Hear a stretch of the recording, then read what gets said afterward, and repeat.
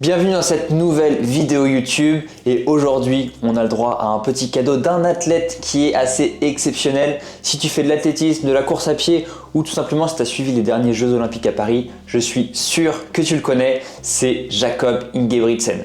Jakob Ingebrigtsen qui est un athlète vraiment phénoménal, peut-être un des meilleurs athlètes de tous les temps sur demi-fond parce qu'il est par exemple champion olympique à Paris, il a du 5000 mètres, il était champion olympique du 1500 mètres à Tokyo, il est multiple recordman du monde et d'Europe sur les distances de demi-fond du 1500 mètres au 5000 mètres. C'est vraiment un athlète exceptionnel. Il fait beaucoup de bruit pour sa fameuse méthode d'entraînement, la méthode norvégienne, qui est une méthode d'entraînement où en gros il accumule énormément de volume, lui depuis très jeune, et il va faire les fameuses séances double seuil avec seuil le matin, seuil le soir, et ça fait beaucoup de bruit dans le monde de l'athlétisme. Beaucoup d'entraîneurs et d'athlètes utilisent maintenant ce type d'entraînement, donc c'est hyper intéressant. Mais aujourd'hui, on va pas parler de son entraînement, mais on va parler plutôt de ce qu'il fait en salle de sport parce qu'il nous a partagé une petite pépite. Il nous a partagé sur sa chaîne YouTube une séance de prépa physique qu'il fait 2 fois par semaine d'ailleurs depuis des années, et on va pouvoir analyser ça. Je vais te donner mon humble avis bien sûr. C'est l'athlète peut-être le meilleur de tous les temps, donc sa séance de prépa physique, elle doit être très adaptée pour lui.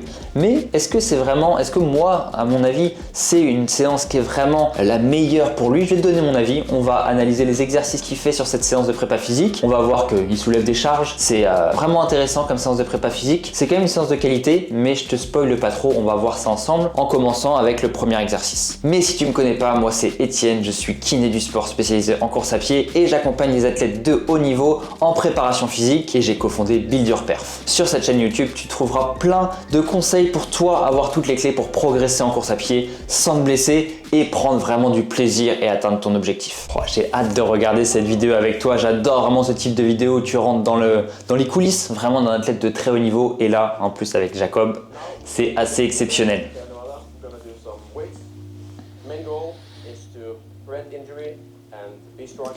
Bon, si je te fais un petit résumé de l'introduction de ce qu'il nous raconte, en fait, il fait cette séance depuis 2013. Depuis 2013, il fait du renfort depuis 2013, alors que c'est un athlète très jeune, donc il a commencé très tôt. Et cette séance-là qu'il nous montre là, il nous dit faire la même depuis une dizaine d'années. Donc c'est assez fou. 2 fois par semaine, le vendredi et le dimanche, il fait la même séance avec le vendredi 2 séries de chaque exercice, le dimanche 3 à 4 séries de chaque exercice plutôt. Mais il fait quasiment la même séance depuis 10 ans. Donc moi, ça m'étonne beaucoup qu'un athlète de ce niveau-là fasse toujours la même séance, mais c'est l'équilibre qu'il a trouvé. Bon, on va voir si cette séance est justement peut-être la séance magique. Il nous dit aussi qu'il aime pas trop la muscu, qu'il préfère aller courir, mais que pour lui c'est vraiment important, et je le rejoins là-dessus, sur la possibilité, sur la muscu pour être capable d'accumuler le volume à l'entraînement, parce que c'est un athlète qui court plus de 150 km par semaine, chaque semaine, toute l'année. Donc il nous dit que la muscu, ça l'aide à ne pas se blesser et à accumuler ce volume, et ça, je partage son avis. Allez, on va voir tout de suite le premier exercice.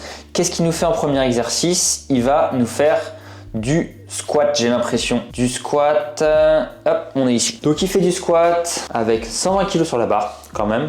Il met une petite mousse pour ses épaules. Ok, du squat, peu d'amplitude, très peu d'amplitude. On voit qu'il fait quart de squat, on peut dire ça, un quart de squat.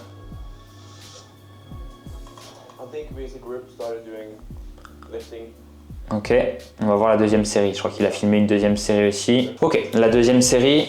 Donc la mousse, on voit qu'il a des chaussures aussi, mais c'est des chaussures d'haltéro, j'ai l'impression. Donc c'est vraiment des chaussures adaptées pour la muscu. Donc c'est ok, c'est bien stable. 120 kg toujours. Là, il va changer un peu le tempo. Il met un tempo plus lent à la descente, plus rapide à la montée. Intéressant, être capable de produire de la force, de la puissance, du coup, être capable de produire de la force dans un temps très court. 2 fois 10 répétitions, 3 minutes de récup entre chaque. On voit qu'il garde les bras, les coudes assez haut. Il gagnerait peut-être à essayer de tordre sa barre, et donc de ramener ses coudes. Ça va lui permettre de gagner un peu de stabilité, un peu être encore mieux gainé avec le haut du corps et transmettre encore mieux de la force. Mais plutôt bien réalisé, quart de squat. Bon, c'est sûrement un choix qu'il a fait de sa part. Donc très peu d'amplitude, peut-être plus fonctionnel à la course à pied, c'est peut-être ce qu'il nous dirait. Mais c'est bien réalisé. Après mousse, plus bras bien écartés, plus chaussures, il gagnerait peut-être à changer quelques paramètres pour gagner un peu de stabilité et être encore plus gainé, se sentir encore plus fort et transmettre encore plus de force dans le sol. 2 fois 10 répétitions, moi je trouve ça, s'il fait la même séance et s'il maîtrise cette séance, il pourrait vraiment peut-être faire moins de répétitions et mettre plus lourd, mais on en reparlera à la fin de la vidéo de ça, parce qu'au final c'est assez commun. Avec tous ces exercices, j'ai l'impression, je te spoil un petit peu, mais il a l'habitude de faire quand même des longues séries. Ok, deuxième exercice, ça va être défente.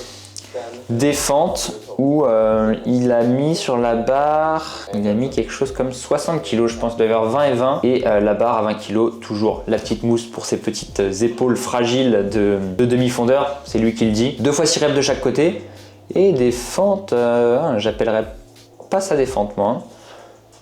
C'est assez spécial, on voit qu'il va faire un grand pas, réceptionner et repartir vite en arrière. À gauche pareil. Ok, intéressant, on va voir deux profils sur la deuxième série. Ok, donc on voit qu'il y a très peu d'amplitude au niveau du genou. On voit 20 à 30 degrés et il a une intention d'être rapide sur l'appui et de repartir vite en arrière. Donc moi je dirais plutôt que ces fentes, c'est plutôt du travail presque de pliométrie au niveau du genou, donc sur sa chaîne antérieure. Donc être capable d'emmagasiner et de restituer de l'énergie rapidement, c'est le principe de la pliométrie, hyper intéressant pour le coureur bien sûr, mais là l'énergie la force qu'il va mettre, ça va être pour repartir en arrière, alors quand on court, ce qu'on veut c'est plutôt aller vers l'avant. Donc peut-être un bon exercice pour prévention des pathologies au niveau du genou, intéressant. Après d'un point de vue vraiment performance, est-ce que je l'aurais fait avec cette modalité là? Je suis pas sûr, je pense pas. Mais intéressant de voir que ça se fait. Moi je l'avais jamais vu. Je l'avais jamais vu fait comme ça. Et il enchaîne avec des step-up. Des step-up. Intéressant ça. Pour le coup, la force elle va vers l'avant et vers le haut. Vitesse lente sur la descente. Et là, il a une vraie intention d'explosivité sur la montée. De produire de la force rapidement. Intéressant. Encore une fois, très très petite amplitude. On voit que sa boxe, elle doit être à, je sais pas, 15-20 cm maximum. Hein. Donc très peu d'amplitude au niveau du genou, de la hanche. Encore une fois, c'est fonctionnel à la course à pied parce qu'en effet, il n'y a pas énormément d'amplitude, en tout cas sur ces angles-là au niveau de la hanche et du genou. Mais est-ce qu'il faut absolument être très fonctionnel et reproduire vraiment la foulée sur de la prépa physique? Ça, c'est une question qu'on peut se poser. On en reparlera à la fin de la vidéo aussi. Je te donnerai mon avis en fin de vidéo. Mais exercice intéressant, il garde 60 kg là-dessus. Allez, quatrième exercice, celui-là. C'est différent. Celui-là c'est différent, on est sur du Romanian deadlift, donc du soulevé de terre. Et il a quand même 70 kg je pense. De voir ça, 20 plus 5, ça fait 25 par côté plus la barre à 20, 70 kg. Ok, 2 fois 10 répétitions ici. Exercice Romanian deadlift pour un coureur qui est super intéressant si tu le maîtrises, parce que tout le côté postural, donc ça bosse beaucoup ton dos. Donc, ça bosse beaucoup toute ta chaîne postérieure, donc être capable de produire de la force en extension de hanche, et quand tu fais une foulée, produire de la force et de la vitesse en extension de hanche, c'est hyper intéressant. Et je pense que Jacob l'a bien compris, c'est pour ça qu'il est hyper gainé quand il va courir. Je te mettrai des vidéos de quand il court, c'est assez monstrueux. Ok, on voit qu'il met vraiment de la vitesse sur la montée, descente lente. Et ça se dégrade petit à petit, hein. On voit que sa fin de... On va regarder ça de nouveau, est-ce qu'il nous fait une autre série? Très bien, vitesse lente sur la descente, on voit qu'il garde le dos bien droit, hyper intéressant, genou juste déverrouillé mais pas trop plié, ça doit mettre vraiment de la tension sur sa chaîne postérieure et il met de la vitesse ensuite sur la montée, très très intéressant, très bien fait techniquement celui-ci. Et on voit que les dernières répétitions, il a du mal à mettre autant de vitesse que sur les premières sur la montée, peut-être que ça se dégrade un petit peu au niveau de son placement ici au niveau du dos. Je pense qu'il gagnerait à en faire un petit peu moins, peut-être juste 6 reps, 6-7 répétitions, mais mettre vraiment la même intention de vitesse du début à la fin. Mais super exercice ça Jacob, très très bien. Bon ça c'était ses exercices, vraiment son corps de séance, 4 exercices avec des barres libres. Et je crois qu'après il fait des petits exercices accessoires, il dit qu'il le fait quand il a le temps. Donc combien de fois il le fait par semaine, je ne sais pas trop. Il fait un exercice d'extension de hanche, intéressant, sur de la machine guidée du coup. Il fait aussi un exercice de leg extension et un exercice de presse lourd.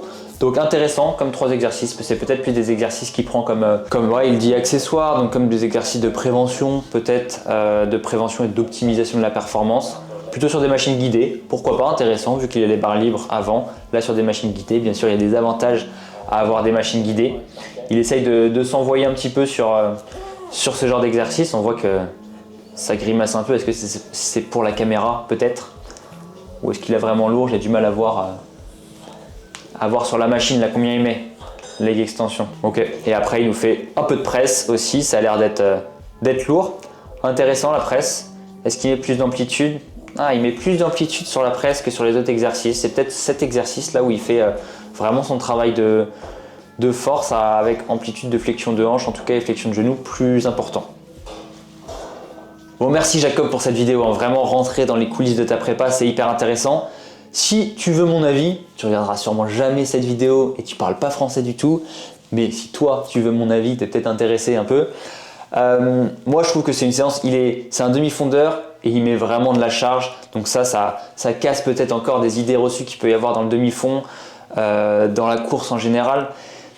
Il est demi-fondeur, il fait de la course de fond, il va même des fois faire jusqu'à des semi-marathons et pourtant il fait de la muscu 2 fois par semaine, il fait de la muscu lourde et tu le vois, c'est pas non plus un monstre de muscles. Donc quand tu fais de la muscu mais que tu intègres ça dans un entraînement qui est, dans une semaine d'entraînement qui est intelligemment faite, et bah tu prends pas forcément de la masse, c'est juste pour optimiser ta performance et diminuer les blessures. Donc là-dessus, moi je rejoins très bien l'état d'esprit de Jacob là-dessus. Sur les exercices en tant que tels, dans l'ensemble, je trouve ça très intéressant. Il y a des exercices de triple extension avec par exemple du squat ou des step-up ou même des fentes, bon 3 exercices. Un exercice très intéressant sur la chaîne postérieure avec le Romanian deadlift, moi je le trouve super celui-ci quand il est bien maîtrisé. Si tu maîtrises moins bien, fais peut-être du hip thrust, c'est peut-être intéressant pour charger, mais plus facile techniquement. Après, il fait des exercices accessoires qui peuvent être intéressants. Moi, ce que je rajouterais, ce que je modifierais, j'enlèverais peut-être sa fente bizarre là. Moi j'ai du mal à trouver l'intérêt. Si tu trouves un intérêt d'ailleurs, bah, ce sera que des hypothèses bien sûr. Mais mets-moi en commentaire l'intérêt selon toi de cette fente là, de cette fente où il met de la vitesse sur le retour. Mais pourquoi pas, mais pour moi il manque quand même un travail de mollet, ok? Mollet, de tout cet exercice de pied, de mollet qui est sur la course à pied bien sûr, hyper intéressant, travailler la force et la pliométrie, des exercices de rebond sur du pied, sur du mollet. J'ai pas l'impression qu'il le fait dans ses séances, alors que pour un coureur, bah, c'est quand même hyper important. Donc moi je rajouterais ça quand même dans sa séance de muscu. Sur les autres exercices, je changerais pas grand chose, peut-être les modalités quand même, parce que s'il fait la même séance depuis 10 ans et qu'il est toujours à des séries de 10 répétitions, bah on sait que pour bosser, pour progresser en course à pied avec la muscu, il faut soulever lourd, aller vers le travail de force. Et si tu veux vraiment aller vers du travail de force, et bah tu peux mettre un nombre de répétitions plus faible, peut-être 4, 5, 6 répétitions par série, et du coup mettre un petit peu plus lourd encore. Je pense que sur le squat en tout cas il pourrait le faire, sur le step up peut-être il pourrait le faire. Romanian deadlift, il m'a l'air un peu à la limite parce qu'à partir de 6-7 répétitions, techniquement ça se dégrade et il met moins de vitesse. Donc là par contre je garderai la même charge et je mettrai moins de répétitions avec encore plus d'intention de vitesse sur les exercices. Mais je trouve que c'est une super séance. Après, deuxième chose, faire la même séance depuis 10 ans, bah, pour progresser, pour s'adapter, ton corps il a besoin de variété dans les intentions, dans les charges, dans le type d'exercice. Donc Jacob varie un petit peu quand même, varie un petit peu. Peut-être l'hiver fait un peu différemment, travaille avec des amplitudes plus grandes, avec des exercices un peu différents. Et ça, pour moi, c'est une séance qui est superbe. Peut-être en période de compétition avec des amplitudes très fonctionnelles, de rappel de force, peu de séries. Ça, c'est une super séance. Bon, voilà mon humble avis sur la séance de Jacob Ingebrigtsen. Si tu as aimé la vidéo, je te laisse t'abonner, mettre un like pour nous soutenir. C'est vraiment important pour le lancement vraiment de cette chaîne YouTube. Nous, on est vraiment au début de cette chaîne YouTube et on veut faire vraiment des vidéos de qualité. Et c'est grâce à ton soutien. Donc, merci à toi, merci pour l'abonnement, merci pour le like. Et mets-moi en commentaire ton impression sur sa séance de muscu. Dis-moi si tu aimes le genre de vidéo réaction à des séances des athlètes, je pourrais en faire de plus en plus, c'est avec grand plaisir et moi j'adore ça, rentrer dans les coulisses d'une préparation d'un athlète de très haut niveau comme ça. Je te dis à très bientôt, entraîne-toi bien.